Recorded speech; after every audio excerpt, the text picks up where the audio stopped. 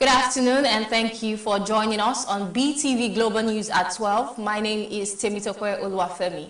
And now to the news in details.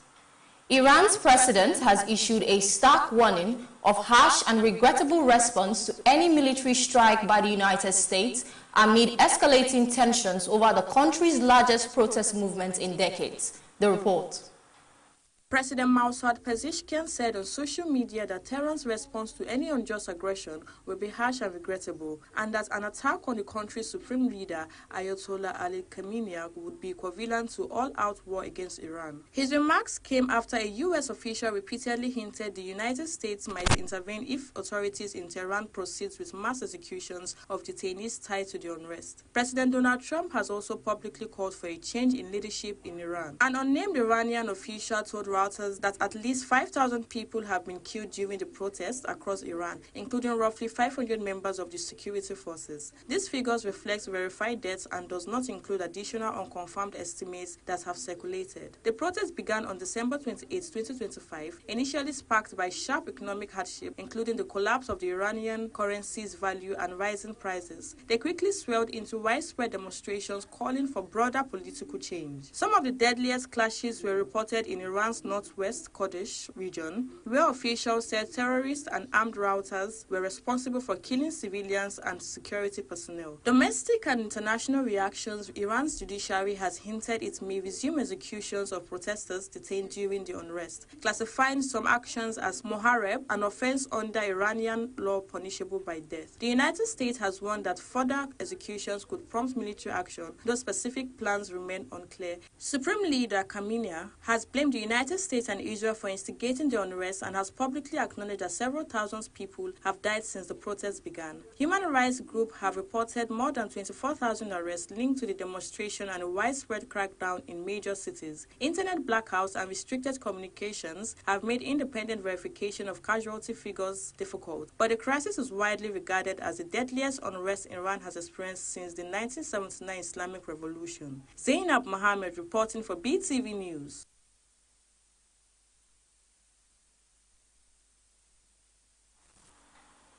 Denmark says it will continue diplomatic engagements with the United States over Greenland, stressing dialogue and cooperation even as Norway criticizes what it describes as unacceptable threats from Washington towards allied nations. The report.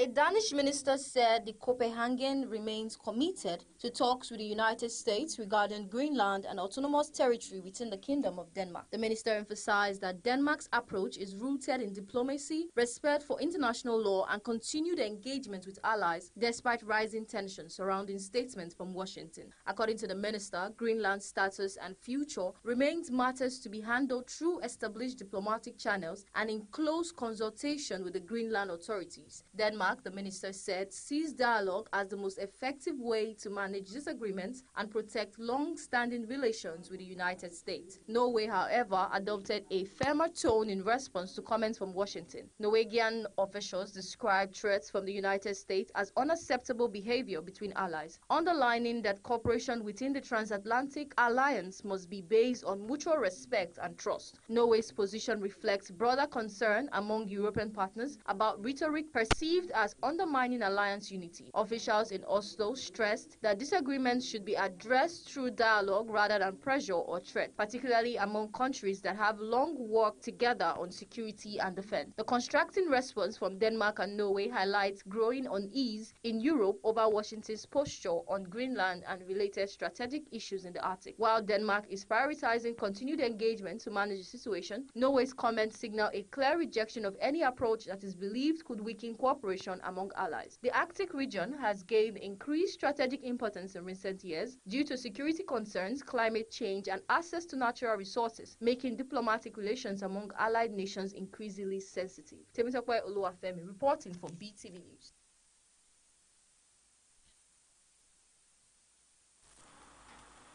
The Pentagon has directed about 1,500 active duty U.S. soldiers to prepare for a possible deployment to Minnesota as large protests continue in response to the federal government's deportation drive and immigration enforcement actions. The report. 2 infantry battalions from the Army's 11th Airborne Division, based in Alaska and trained for cold weather operations, have been placed on prepare to deploy orders, defense officials said. It is not yet clear whether the troops will actually be sent to the state. The move follows a surge of federal agents, including thousands of immigration and custom enforcement and U.S. Border Patrol officers, deployed to Minneapolis and St. Paul amid growing unrest. Protests intensified after the fatal shooting of Rini Good, a 37-year-old woman, by an ICE agent, which sparked widespread demonstrations. President Donald Trump had threatened to invoke the Insurrection Act, a rarely used 19th century law that would allow him to deploy active duty military personnel domestically to support law enforcement if local authorities could not control demonstrations. The administration have not confirmed whether it will officially use the law. Minnesota political leaders have criticized the idea of using military forces. Minneapolis Mayor Jacob Frey called a potential troop deployment unconstitutional and urged peaceful protests. Minnesota Governor Tim Walz mobilized the National Guard to help manage public safety, though those forces have not been sent into the street. The Pentagon said placing troops on standby reflects routine preparedness to carry out presidential order if necessary, while local officials warned that such a move could further inflame tensions. Evelyn Isibili reporting for Beetv News.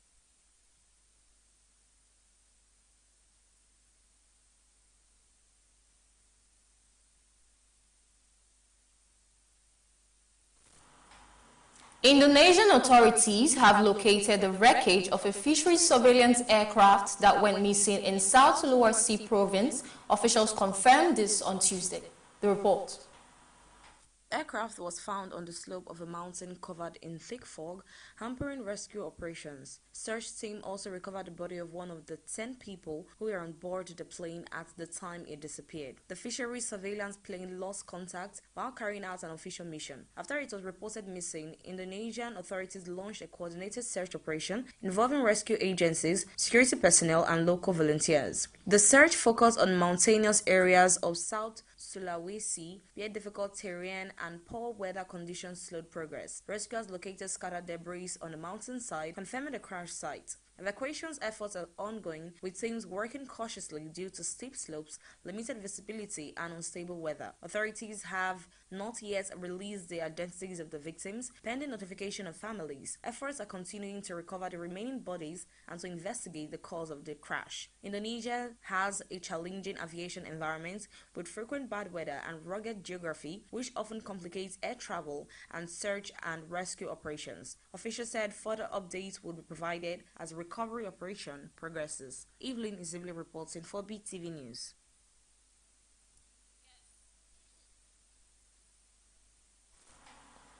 Thousands of people gathered at Amsterdam's Museum Square on Saturday as the Netherlands marked National Tulip Day, an annual event that officially signals the start of the tulip season. The report. From the early hours of the morning, long queues followed around the square as visitors waited patiently for the gates to open. Organizers transformed the open space into a temporary pick-your-own garden field with around 200,000 tulips, allowing members of the public to select and take home a free bouquet. The event attracted a diverse crowd, including local residents, families, tourists, and flower enthusiasts. Many arrived with bags and buckets, while others used their hands to carefully gather the colorful blooms. Security officials and volunteers were stationed around the square to manage the crowd and ensure an orderly flow of people into the garden. National Tulip Day is organized by representatives of the Dutch tulip growing sector to celebrate one of the country's most iconic flowers. The Netherlands is the world's largest producer and exploiter of tulips, and the flower remains a strong symbol of Dutch culture and heritage. Speaking at the event, organizers said the free garden was designed to bring people together and create a shared moment of joy during the winter season. They noted that despite cold temperatures, turnout was high, reflecting the enduring popularity of the tulip and the tradition itself. Museum Plain, a central cultural hub surrounded by major museums, provided a scenic backdrop for the celebration. By midday, most of the tulips had been picked and the square gradually returned to normal as visitors left carrying their flowers. National Tulip Day has become a highlight on Amsterdam's calendar, drawing international attention each year and reinforcing the Netherlands' global reputation as the home of the tulip. Favor Kolawole reporting for Beetv News.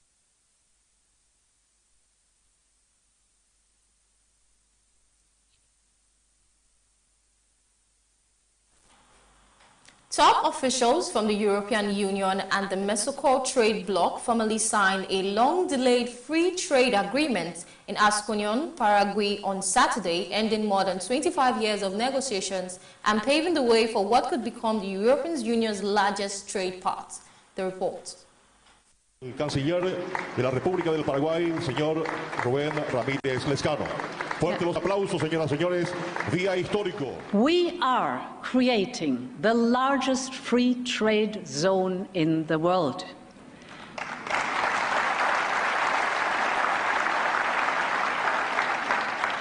We are creating a market of 700 million people, and a GDP of almost 20% of the global GDP is being traded here.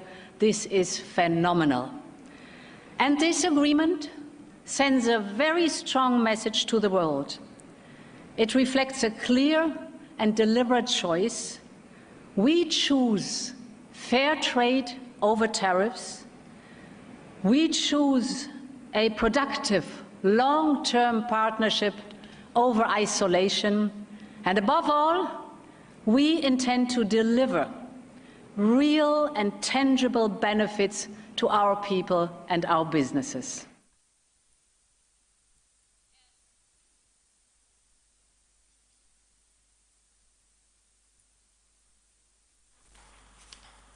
And now to the world of business. Industry experts have urged Nigeria's insurance sector to go beyond recapitalization by investing in skills development, technology, and market expansion to deliver greater value to the economy and the public. They argue that capital injections alone would not address long-standing gaps in coverage, efficiency, and public trust in industry. The report. Of the sector, former president of the Chartered Insurance Institute of Nigeria, Edwin Igbiti, said the recapitalization exercise should prompt deep self-assessment and reinvention among insurance professionals. He noted that operators must focus on improving customer awareness, modernizing operations, and expanding access to insurance products, particularly in the current challenging economic environment. Igbiti said recapitalization provides opportunities to invest in technology and improve underwriting and distribution processes, especially for underserved segments of the population. He also stressed the need for continuous skills development, adding that insurance professionals must upgrade their technical capacity and mindsets to keep pace with increasingly informed and demanding clients. ROMB guides Helios on AXX on Accela equity scale. Rand Merchant Bank has announced that it acted as the exclusive financial advisor to Helios Investment Partners on the sale of its 75% equity stake in Accela Limited to Blue Core Gas Infraco Limited. The bank disclosed that Sojit Corporation also exercised its tag-along rights to sell its remaining 25% stake, resulting in a full transfer of ownership to Blue Core. Helios had earlier confirmed that the stake held through Glover Gas and Power BV was acquired by Blue Core, a strategic consortium comprising Afrigas Energies LLP, Levine Energy Development Limited, Emprasand Limited, and Energy and Utilities LLP. The transaction seen as a major milestone in Nigeria's gas and energy infrastructure space, with implications of gas-to-power development across West Africa.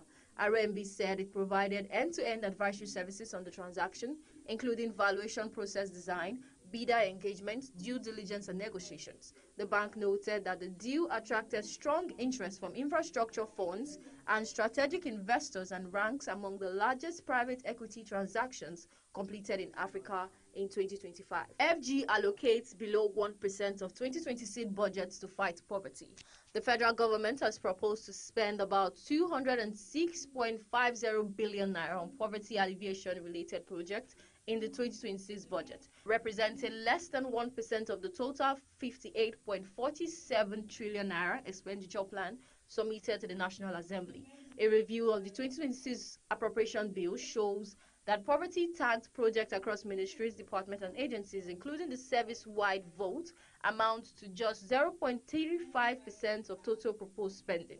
When compared with a capital budget of 23.21 trillion naira, the poverty alleviation envelope represents approximately 0.89%. The bulk of the allocation is concentrated in the service-wide vote, where two recurrent provisions under the National Poverty Reduction with Growth Strategy dominates the figures. The NPRGS under FGN commitments, including the upscaling of the National Social Investment Program, is allocated 100 billion naira, while another 100 billion naira is provided as recurrent expenditure under the same strategy. Together, these account for over 96% of the total poverty alleviation allocation, leaving only 6.50 billion naira for poverty-related projects across all MDAs, including 63 million naira allocated to two interventions in Zamfara North Senatorial District. Temitope Oluwafemi reporting for Beetv News.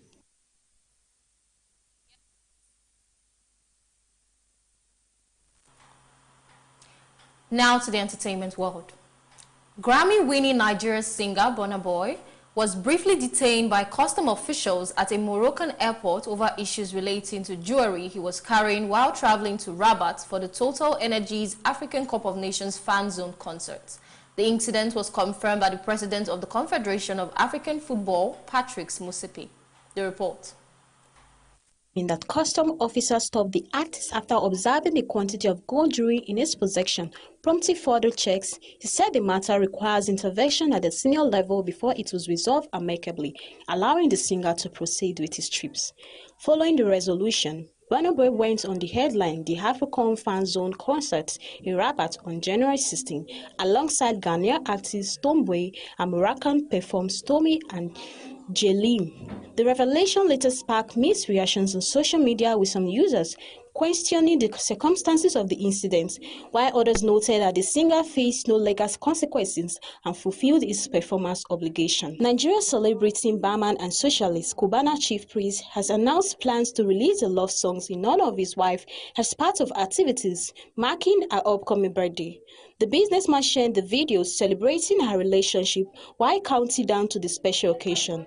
He described his wife, whom he fondly referred to as East Africa Queen, as a key figure in his personal and professional journey.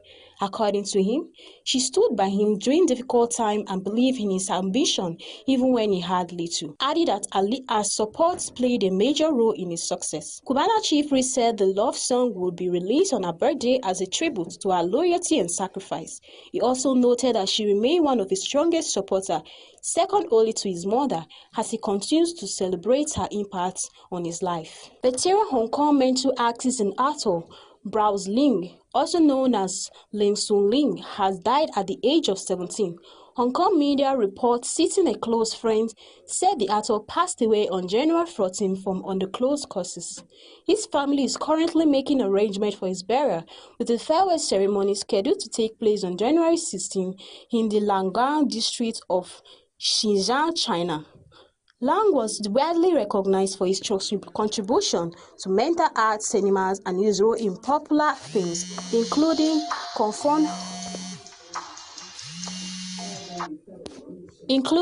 Fu Hustle. Following the announcement of his death, a farewell message was written by Lang and dated January 14th was disclosed on his Douyin account alongside photos of the late actor. Tributes have since poured in from colleagues and fans across the film industry, including filmmaker Stephen Chow, who paid tribute to him on social media.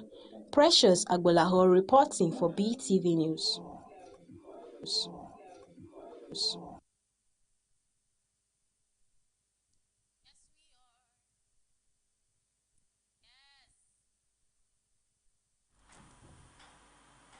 Many thanks for staying with us on BTV Global News at 12. My name is Temitope Oluwafemi. Have a lovely afternoon. Goodbye.